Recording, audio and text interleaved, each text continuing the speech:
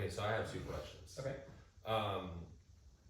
And maybe these will be something, maybe they'll be nothing. So in talking about Adam and Eve, the first question I have, and I'll just ask them both and then let you pick whatever you feel is more important. The first question I have with Adam and Eve is, it seems to me like when God made Adam, he gives Adam the ability for free will. Okay. That's what it seemed like. I don't know. Because Adam has the ability to make that choice when Eve offers him the apple to obey God, say, no, we're not supposed to eat from that tree. Obviously, he makes a different decision. So I'm kind of curious if there's any thought about God's decision of why he offered Adam that ability to choose freely. The second part of the Adam and Eve story that kind of gets me, that I'm curious about, is after they do eat the apple, and then it talks about now they have the awareness of good and evil and that sort of thing. They became aware they were naked. Right. I'm curious if that was sort of a reference to consciousness and conscientiousness and an awareness of vulnerability of the future. And I'm wondering if that was sort of an indication of sort of the birth of human consciousness in some sense. What do you mean by birth of human consciousness?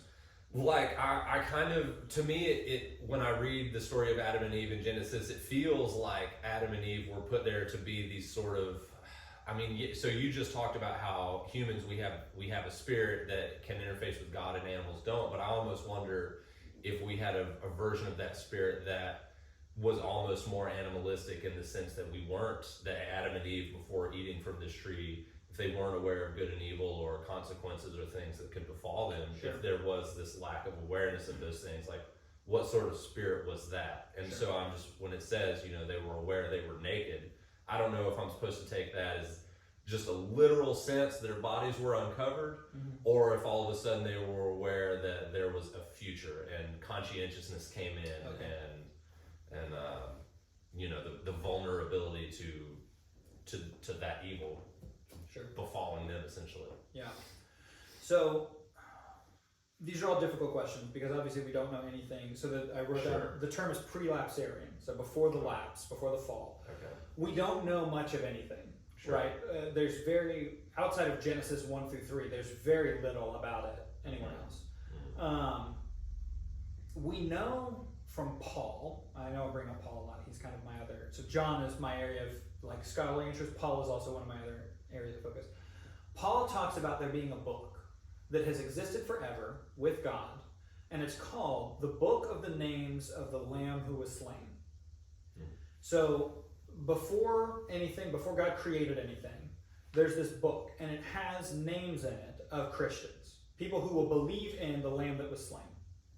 Now, this is interesting because it's called the Lamb Who Was Slain. Jesus, right, is called the Lamb Who Was Slain. So before anything ever happened, before the fall ever took place, before the world was ever created, God knew and had a plan, not just that humans would fall, but also that he would send his son to die on the cross, right? So before anything was ever created, before anything was ever broken, God had a plan to fix it, right? And not just to fix it, but who would eventually believe in Jesus following the resurrection. And those people's names are written down before anything. So that book was created before Earth was created, right? And I think, for me, that tells me that, like, there is this masterful plan at work that's overall, that's happening. You brought up free will at the beginning, and the book reminds, so there's this kind of fundamental issue of, within Christianity, of free will versus God's sovereignty. I wrote down earlier when you guys were discussing something probably an hour ago about sovereignty, God being in control of things. And this is kind of a big contentious issue within Christianity of, does God, what takes priority for God? Is it his own glorification, his own receiving honor and praise from people, from the universe, from everything, his own being made much of? Does that take priority for God, or does he put that aside a little to give human beings free will? And therefore, God shows value to human autonomy, being able to make their own ultimate decisions. And this is a fundamental question in Christianity. where denominations that you might visit, churches that you visit, are divided on this issue. It's where you get ideas of Calvinism and Arminianism. Is predestination, that God has planned everything that was going to happen, versus free will. That God knows what's going to happen, but he knows because human beings make free decisions and God can see into the future. So even with the question of this book that exists, we know the book exists, right? But does the book exist because God wrote it and then everybody does what the book says? Or does God see into the future? Because God exists outside of time, so like time doesn't really matter to him. Sure. And he knows who's going to believe, and therefore he writes their names down at the beginning. You see the difference? So I mean, that's a fundamental issue. Sure. So then it gets into, with the fall, did God know that Adam and Eve would sin, and he made these plans accordingly? Or did God plan for them to do it? And that's a very big issue. Because on both sides, the free will side and the predestination side, nobody can say that God intended or God created sin. Nobody can say that God did sin. Nobody can say that God wants sin. Right? So those are because sin by definition is not just like the actions you do. Sin by definition is separation from God. It's a lack of God. So like by definition, God can't be in cahoots with sin. Yeah. Because it's by definition the opposite. Yeah. And this, so I mean, this is a fundamental question. And there are people who are genuine believers that are on both sides of the issue, where some of them would say God intended for sin to come into the world in order for him to display his own power by defeating sin on the cross. So it was all part of like the grand plan that God, it's not that God gave Adam free will, it's that God allowed the serpent into the garden to trick Adam and Eve into eating the apple in order for God to redeem them on the other end. Because in that estimation, God receives more praise and honor and glory through the grace shown on the cross than he would if everybody were saved from the beginning. Right. If everybody were always in relationship with God from the beginning, they're kind of at this level of recognizing how cool God is. Yeah. But if everybody like hits zero and then gets pulled up into relationship with God through God's activity, then God's receiving glory from us is increased. Because now we recognize that God has done so much for us. When before, like Adam and Eve, before the fall, they deserved relationship with God, right? Sure. Because they hadn't done anything to count them out, to exclude them from it. And so they're only at, 50% or whatever. I'm making up numbers. They think God is cool, but they also don't recognize that they need God. But once they hit zero, and then God brings them up to 100, now they recognize, oh, God did all of it. And so in that like predestination sense, that's all according to God's plan, for him to receive glory and honor and praise. On the other end, you take this position of free will, where when God creates human beings, he gives them the innate ability to choose, not just whether I'm going to have an orange or an apple today, but to choose their own eternal outcome, whether or not they're going to accept God or reject him ultimately. I would note, angels have the same ability, because the Bible talks about demons and the devil and Satan as fallen angels. Yeah. Right? So it talks about they were created as angels, but at some point they chose to reject God, just like Adam and Eve did. And so free will doesn't seem to be a limited to human thing, but it does seem like there's an aspect of the will that is at play even at the beginning for Adam and Eve. Where I would raise the question, if Adam and Eve had ultimate free will, self-determination on an ultimate level, why would they choose to eat the fruit? So for me, when I sin, it's because there's a lack inside me. We talked about something's missing. There's a void inside me, something's missing because of my distance from God. And when I sin, it's me trying to fill that void, trying to accomplish something or accrue something or do something to fill that void. Adam and Eve had no void. They had no lack. They weren't missing anything. And so if that's the case, and if they had ultimate self-determination, what impulse was there for them to choose to sin? And that's where I struggle. Yeah. Because it doesn't seem like if they had the ultimate ability in themselves to make the choice, I don't see how they would choose wrongly. I don't see how they would reject God if they don't already have the void that I have, which is what makes me reject God all the time, right? And so I err on the side of like the predestination side of things, because I look at that initial issue and see it seems like God's at work even here, right? If God ultimately didn't want them to fall, he just would have like not let the snake in, right? He would have like built up the walls higher or whatever, killed the snake, done whatever to not let the snake in. Yeah. And I think folks on the other side would say, no, God wanted the snake to be there because the choice was what was important. If Adam and Eve had chosen well, they would have recognized that they made a good choice and they would have been closer to God for it. Mm-hmm. Which I think, that sounds good. But ultimately, if God didn't want people to fall, he would have just kept the snake out. Yeah. If that was his ultimate intent, was to prevent the fall altogether, then he would have just kept the snake out. Mm-hmm. It seems like on some level, whether you're on the predestination side or the free will side, the fall was part of the plan. And whether it's, God wanted them to make a free choice, or God, tweaked the circumstances so that they chose what he wanted them to choose. That kind of comes down to, where you end up on the spectrum. Yeah. Your second question about after the fall, them realizing themselves. I think part of it is that they were genuinely naked. And like, you spent a few minutes with my daughter.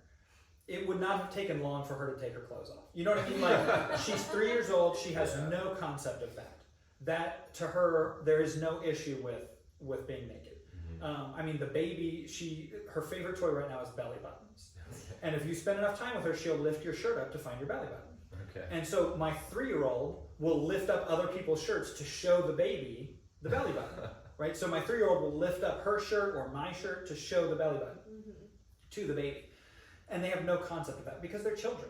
Yeah. And so I think that's kind of what it's talking about with Adam and Eve, is that they had kind of this naive, childlike understanding of the world. Yeah. And eventually, because of the fall, their eyes were open to spiritual realities that they didn't understand. One of them being that they were naked. Yeah. Now, I don't know, the Bible doesn't tell us how long they were in the garden before the fall. They could have been there for 1,000 years. They could have been there for a day. We don't know. And we don't know what their ultimate purpose was. So could they have had kids while they were before the fall? Right. So when God curses them, part of the curse for Eve is that she'll have pain in childbearing, right? It doesn't say childbearing is the curse. Yeah. Pain in childbearing. So I wonder if, we talk about like Cain and Abel and Seth, Adam and Eve's children. When were they born? Yeah. Were they born before or after the fall? Could Adam and Eve have had thousands of kids because they don't grow old before the fall, right? Their bodies don't decay like ours do. The way I understand our bodies scientifically, you might be able to speak to this better. Our bodies are made to regenerate, right? Your skin sloughs off and you get new skin, and all the cells in your body replace themselves every 7 years. Without like decay and death, your body is meant to replace itself and replenish itself over time forever, right? And then eventually you get cancer or you get some sort of sickness that kills you. But without sickness and death, you're always fertile, right? 2 20-year-olds in the Garden of Eden forever are going to have a lot of kids. Yeah. And so maybe when they come out of Eden, there's thousands of people that come out with it. We don't know. Yeah. Or it could be that it was just them and they had Adam and Eve, they had Cain and Abel and Seth after the fall. I don't know. So we don't know those sorts of things. Sure. And so we don't know exactly what changed for them in the fall.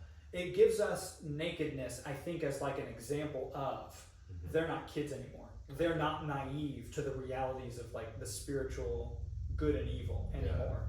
Yeah. But the knowledge of good and evil seems to not be part of what makes them human. Right? Because they're human and they're created in the image of God prior to gaining the knowledge of good and evil. So I think they have some sort of spiritual connection with God that animals don't, apart from their knowledge of good and evil. So that's one of those things that I don't really know. Sure. But it seems like on the other end of things, in heaven, we will actually have a closer relationship with God than Adam and Eve did. Which is saying something, because like they walked around in the garden with God, right? It says that God used to walk around in the cool of the day with Adam and Eve. And in heaven, it seems like when we get there, our bodies will be renewed and our spirits will be renewed, and our end state will be better than the initial state in Eden, which seems like a good gift. It seems like a good place to end up, right? Where it's not just like paradise, it's better than paradise because we've been pulled out of pretty deep depths of despair and ruination and suffering that we didn't experience in Eden. And because we've been pulled out of that, heaven appears much better to us. Yeah. So you said you fall more on was it predetermination or predestination? Predestination, yeah. So you said you fall more on the predestination side? I do. So in that whole explanation you were giving, it almost made me think that the choice to be able to choose wrongly is somehow part of the nature of God. When you were talking about the relationship, the 50%, right? Mm-hmm. If you're at 50% of your relationship with God because you can't choose wrongly, it almost seems like the ability to choose wrongly is what allows you to get to the 100%. But you also have to be able to get to that 0% as well. Yeah, I give the numbers as a rough example. Sure. I think that after the fall, nobody's at 50%. I think everybody's at 0. Sure. So the Bible talks about, like in Noah's time, you're familiar with the Noah and the flood and all that. It says that when Noah was alive, everyone around him, the inclination of their heart was always evil continually. Everything they did and thought and wanted was evil. Paul talks about this in Romans where he says, no one is righteous, no one's good, everyone has fallen short. And so I think the idea is that apart from faith, anything is wrong. So the idea is like if you run into a burning building and rescue kids, if you don't do that in faith, like meaning if you don't do that in order to bring God glory, then you're doing it for yourself. You're doing it for some sort of underlying prideful, sinful reason. Yeah. And therefore, it doesn't earn you any points for God. Oh, interesting. So if you're at 0 and you do a life of great things, you're still at 0. Yeah. Right? And so the idea is that you're either at 0, which is where everybody is, or Jesus is up here at 100%. Yeah. Because Jesus lived a sinless life. He never did anything wrong. And when he died on the cross, he paid for our punishment. Yeah. So the idea is that we're at 0, and when we go to get judged by God in the end, right, when we die, God looks at us and says, you're innocent. Because when he sees us, he sees Jesus instead. And Jesus is at 100%. So he says, yeah, you're at 100%, you get in. And anybody who doesn't have Jesus is still at 0. Right? So that's kind of the idea. I said 50% because I don't know the state of Adam and Eve prior to the fall. Fair. I assume they're probably 100% because they're in perfect relationship with God. Yeah. But it seems like they have some sort of choice. Now, my understanding after the fall is that it doesn't seem like we have choice. Because given the choice between good and evil, everyone will always choose evil. Right? Paul talks about that with no one is righteous, no one does good, because in God's estimation of the universe, you're either doing things for God or you're doing things for evil. Right? That's the polarity, the difference between good and evil. The self-serving, the feeling of good that we get internally, that's still in service of evil. If we're not doing that for God. Can we define or conceptualize evil? I was about to say that'd be important. I think for God, evil is anything that separates you from God. So donating to charity is a good thing in human estimation. I'm not saying don't go into the burning building and save the baby, right? That is a good thing in terms of human understanding of morality. But for God, the issue is not the specific things that you do. The issue is your relationship to him. And if you're doing things that bring him, with the intent of bringing him glory and honor and praise, those things are considered good in his estimation, right? And if you're doing things for any other reason, to make somebody else happy, to make yourself happy, to make you feel good about yourself, to, whatever it is, those things are not good in that ultimate sense, right? Now, that doesn't mean that some things are more constructive or less constructive, more destructive. They are, right? People talk about sin as like all sin separates you from God, all sin is the same. And that's true. Jesus talks about like, well, you've been told not to murder, but I tell you don't hate people, right? Now, he means by that, when you hate people, that's already an evil, even if you don't act out on it. But he doesn't mean you might as well just go murder people if you hate them. That's not what he's saying, right? Murder is still a more destructive sin, even compared to hate. But they both separate you from God in the same amount. They both keep you at zero, right? And I think the main point is that any good deeds, they don't get you any points. They don't get you to 1% or 2% or 5 or 10 or whatever.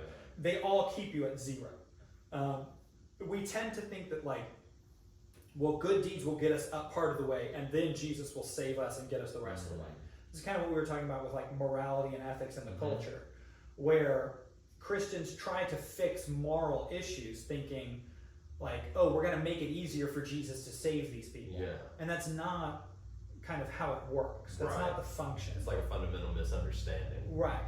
The fundamental understanding is that everybody's at zero, and Jesus has to come and get them to 100%. And once you're at 100%, you can start doing good things. You don't do good things for extra credit. You don't do good things because Jesus only brought you 99% and you've got to earn the extra one. It's because God has done something for you and you want to respond in love. And so that love that you respond with is love toward God and toward other people. But none of that merits you your salvation. You're in because you're in. And you do good things in response to that. Right, it's the same conception that Jews had, prior to Jesus, is they keep Torah, right? The case law and the rules and the 10 Commandments and the 613 laws. All of that was in response to God choosing Israel. So God says, like, I didn't choose you because you were the best nation. I chose you because I love you, and I love you because I chose you. And in response to that kind of unilateral choice from God, the Jews respond in obedience to keeping kosher and fulfilling Torah and whatever else. That's their conception. Now, Christians tend to kind of rag on that and say, oh, they were trying to work their salvation. They were trying to earn their way in. But that's not how they understood themselves. They understood themselves to be very much obedient to the free choice that God made, to choose them and love them and raise them up and protect them, right, from other nations. And their response is obedience. And Christians kind of do the same thing. God chose us and raised us up, and therefore we're going to obey the things that he asks us to do. Whether it's, refrain from sexual immorality or loving our neighbor or taking care of widows and orphans. Those are things that God is telling us to do, not to earn anything, but to demonstrate God's love for us and for other people.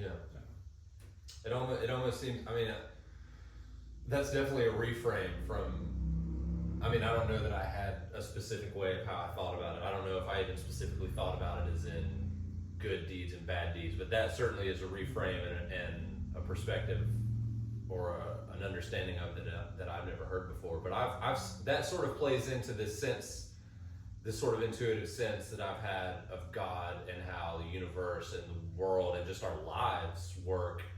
There's almost like there is just a way of being that works best with the interface. And that in a sense almost seems to reinforce that you don't just arbitrarily love God and do everything for God because he's just this sort of like narcissist that wants all this attention. He's sort of just saying it's really complicated to think about everything that you need to do. So if you just do this one thing, I'll take care of the rest, or the rest will kind of take care of itself. And I think part of it is you can't do all the things. So Paul talks about like,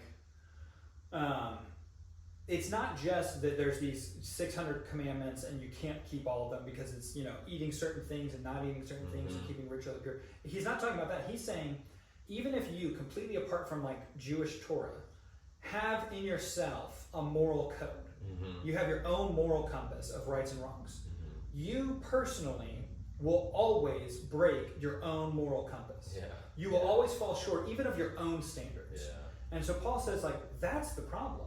Is no matter what the standards are, if it's God's standards or your own standards, everybody falls short of those standards. You break your own rules, you fall short, and you realize that you can't keep yourself righteous. You just can't do it. You can't keep yourself in right relationship with God or with other people. And once you get to that point where you realize that you are incapable of fulfilling even your own moral rules, you realize you need help. And I think that's the point that Paul makes, is like, everyone is separated from God, and even in that point where we're separated, where we're at war with God, God comes and sends his own son to die on the cross for us. So Paul really emphasizes this and makes this point of, like, while we were enemies, Jesus died on the cross. Not that, he did it while we were on good relations with him. He did it while we were at war with him and died on the cross. And so Paul's point in that is saying, now that you are a Christian, think of how much more God will do for you. If God did this great, extravagant, sacrificing thing for you while you were at war with him, then imagine what he's going to do for you now. And Paul uses that to build the argument of, like, this is what is going to happen in the future of your life and in the future of your eternal life in heaven, is you can be assured of your hope, because if God did this great thing for you before, he's going to carry it through to the end. He's going to fulfill these promises and keep hold of you until you make it to him in the end. And that seems very reassuring, and that helps me a lot, where I just don't have to worry about a lot of stuff. I don't have to worry about whether or not I've done enough.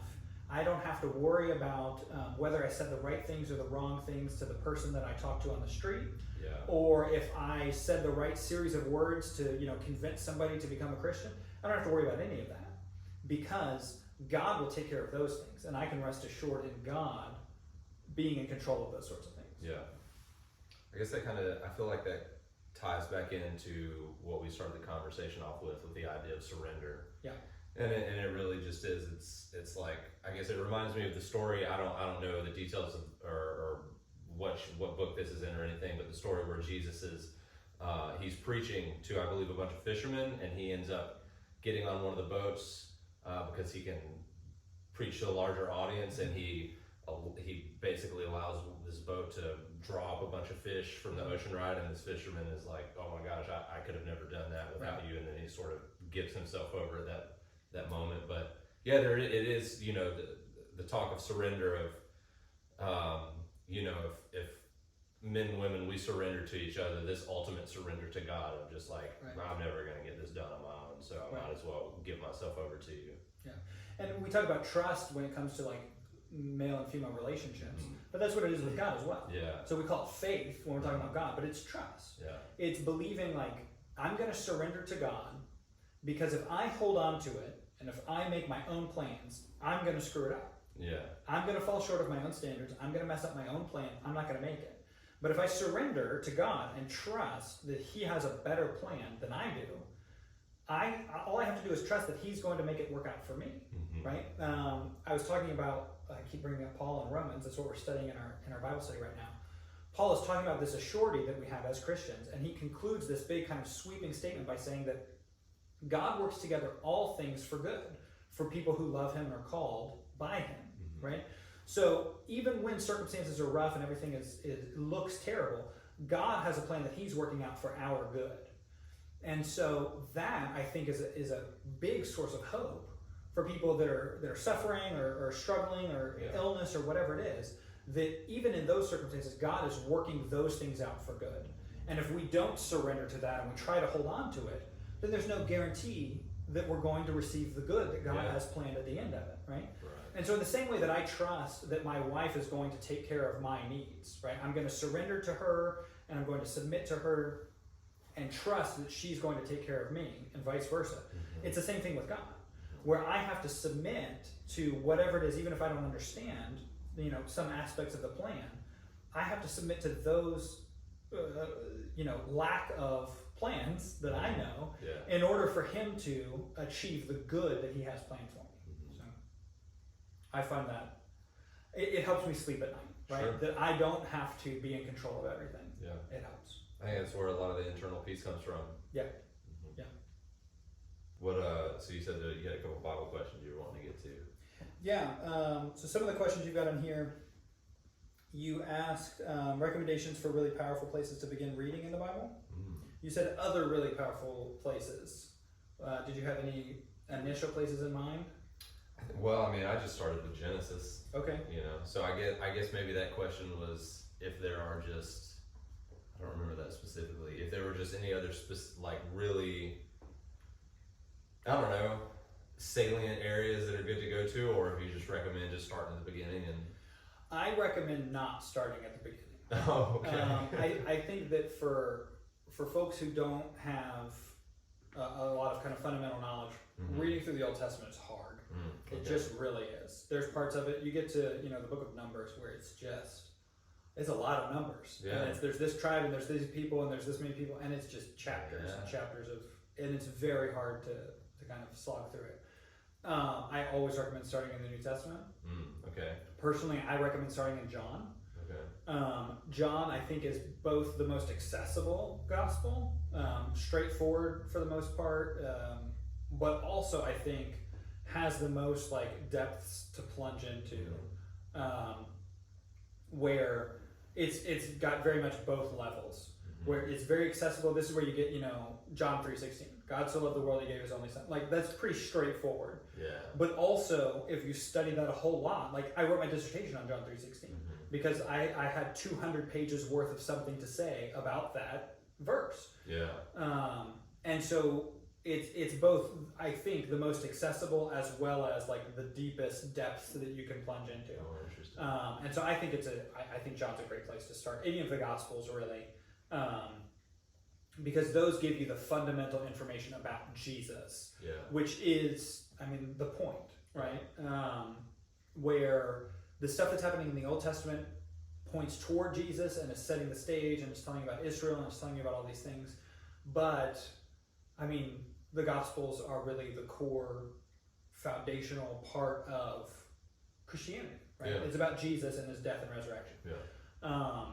After the Gospels, I would say stuff in Paul, because Paul, the Gospels tell you what happened, and Paul kind of goes and tells you what it means. So Romans is like the greatest theological treatise ever written, and it goes through and explains pretty detailed what it means, one, that Jesus died on the cross, and two, how Christians are supposed to respond to that.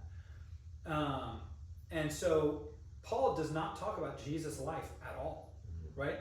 Paul talks about the crucifixion, he talks about the resurrection, and he talks about our lives as Christians. But the biographical details of Jesus' life don't matter at all to Paul.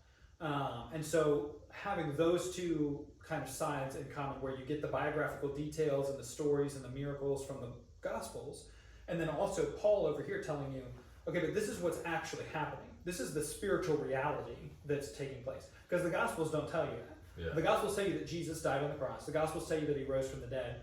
They don't tell you what it means, right? So in the Gospel of John, when Jesus is saying you need to believe in order to get in, right? The Gospel of John says, these things are written so that you might believe that Jesus is the Son of God, and that by believing you might have life in his name. So when it says you need to believe the gospel, it does not mean that you need to believe that Jesus died and was raised from the dead. According to the Gospel of John, you need to believe that Jesus is who he says he is. That Jesus really is the Son of God, and that is the criteria for belief. That's what gets you in. Nothing to do with the death and resurrection. The death and resurrection is that's the mechanics. That's the vehicle that gets you in to having eternal life. But the Gospel of John just says, you need to believe that Jesus is who he says he is, and then you'll get eternal life. That's the actual promise. And Paul is over here saying, okay, but this is what's actually happening. This is the mechanics behind it. This is why is it that Jesus' blood actually does anything? Yeah. Why can't God just arbitrarily say, okay, you're in, right? Like, why can't he just say, oh, you believe, so that's fine, that's good enough, you're in. Paul is going through and saying, no, actually, the death of Jesus, the Son of God, is actually the only way, mechanically, for you to have a payment for your sin. And he goes through and explains why those things are the case.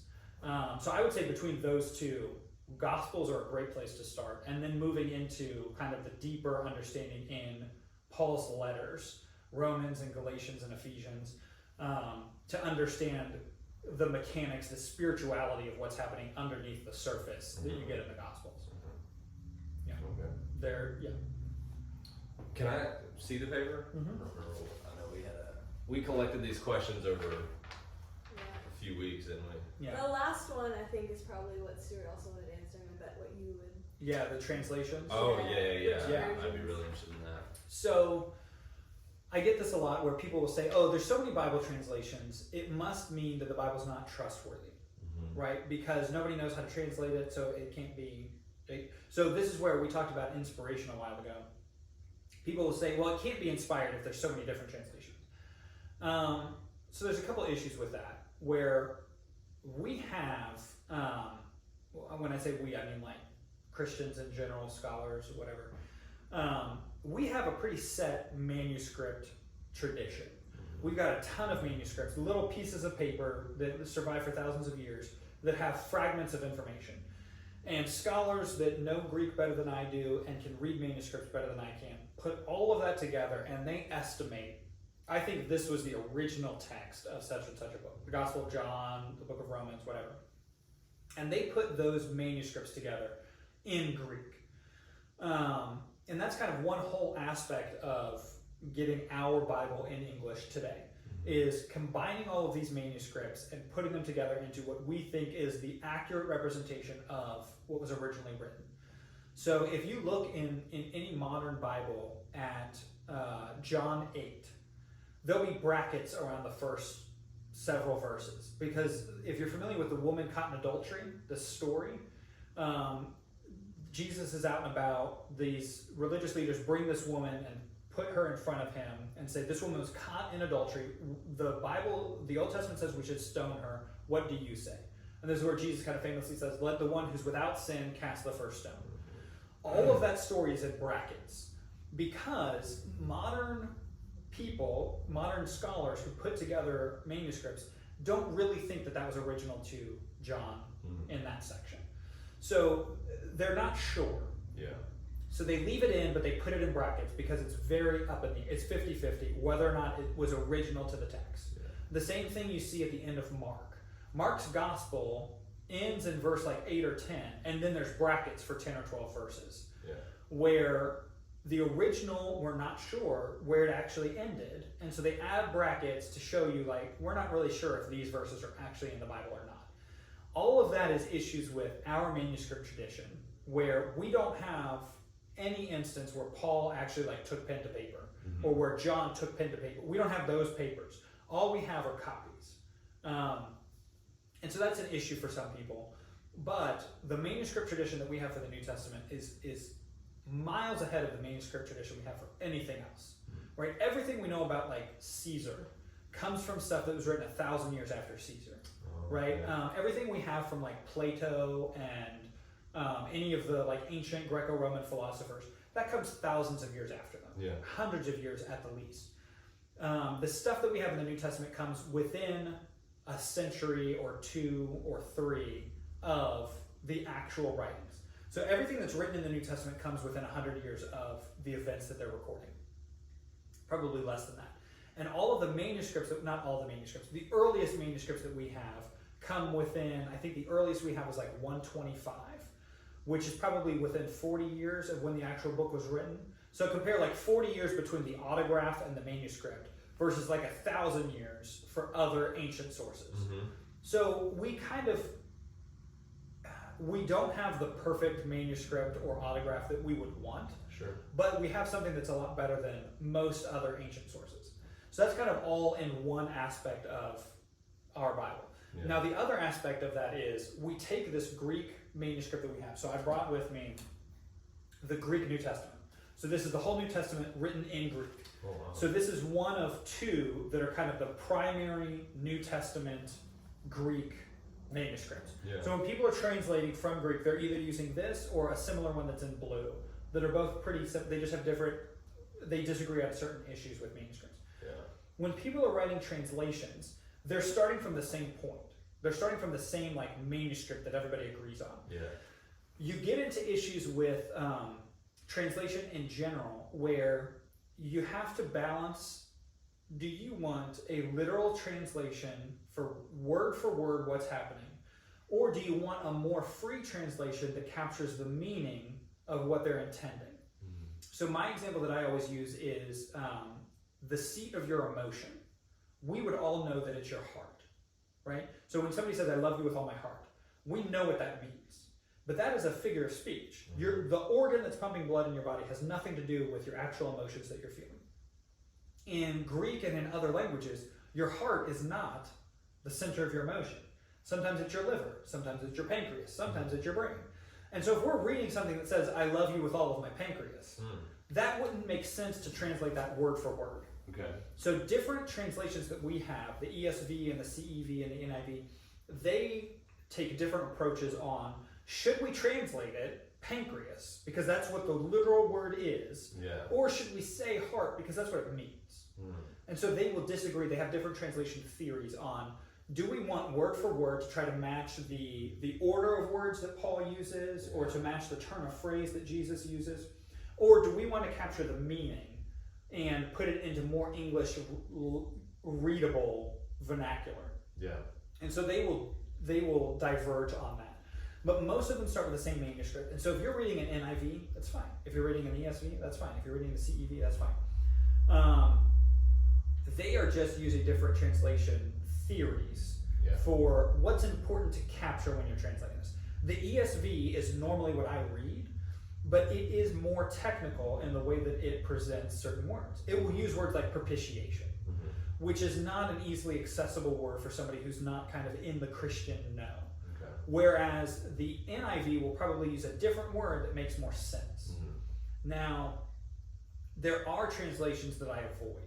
So like, I don't really use the King James, but that's because the King James wasn't based on this manuscript that we use today, the Greek manuscript. They use a different manuscript that we now know is not as reliable, because we have access to more manuscripts, we have more like scholarly resources at our disposal than they did in the 1600s.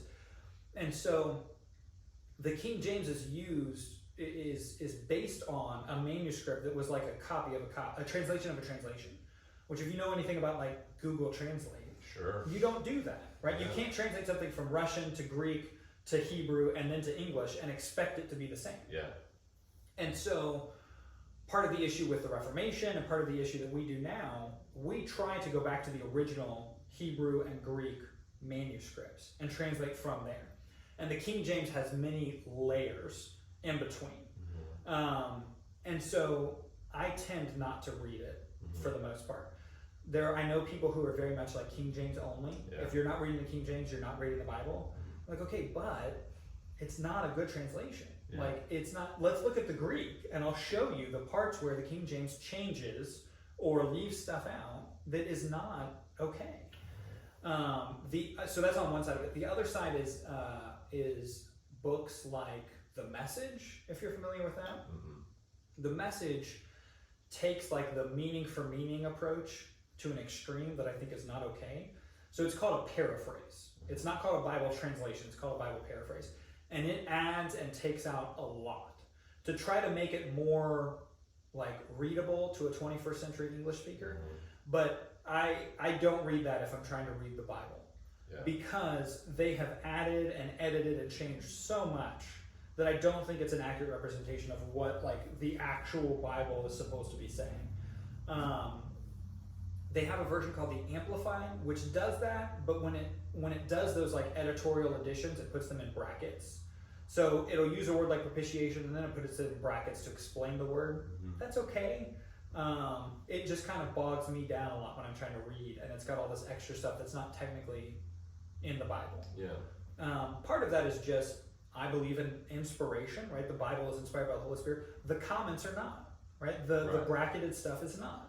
If you've read like a Bible commentary or a study Bible, it's got a big black line halfway through the page and then a lot of comments. It's like the editor who's telling you, this is what this means, this is what this means. So when I'm looking at that, the Bible is inspired by God. Yeah. The commentary is not. Right. Right? And so it is a fundamental difference in what you're looking at. Yeah. So when I'm just trying to read like devotionally, I would just pick up, I've got this, this is what I got. This was given to me by my school when I got my PhD. So this is the Christian Standard Bible. I guess this is the Holman Christian Standard Bible. So I guess this is what they liked. And so I'll just read this devotionally. Yeah. There's very few notes in here to distract me. Sometimes it'll put at the bottom literally. So it'll give like an obscure measurement, and then at the bottom it'll say literally this, and that helps me to understand it. But other than that, it's just the words that are put there by God. And so I'll read that. If I'm trying to study, I will generally read multiple translations. Okay. I'll pull up a couple different ones, and I'll pull up a couple Bibles, study Bibles, to see, oh, they use a different word for this one word in these different translations. I wonder what the actual word is, or I wonder what the issue is in translating, and that'll help me to study better, so that I can teach it better or present it better. Yeah. Most translations that you find are going to be okay, right?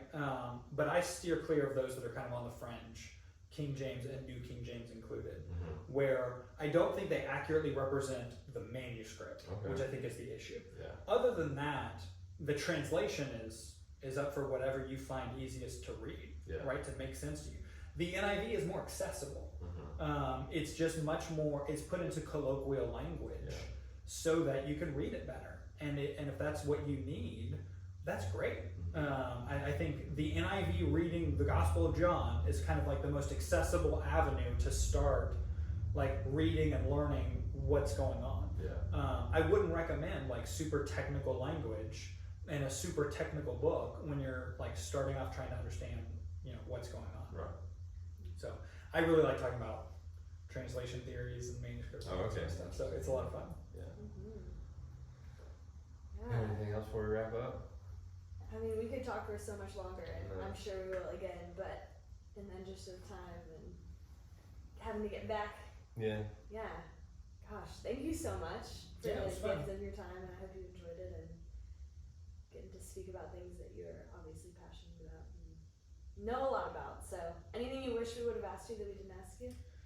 No, I think we covered a lot of very wide-ranging things. Yeah. That's good. Well, cool, man. Thank you. Yeah, it was a pleasure.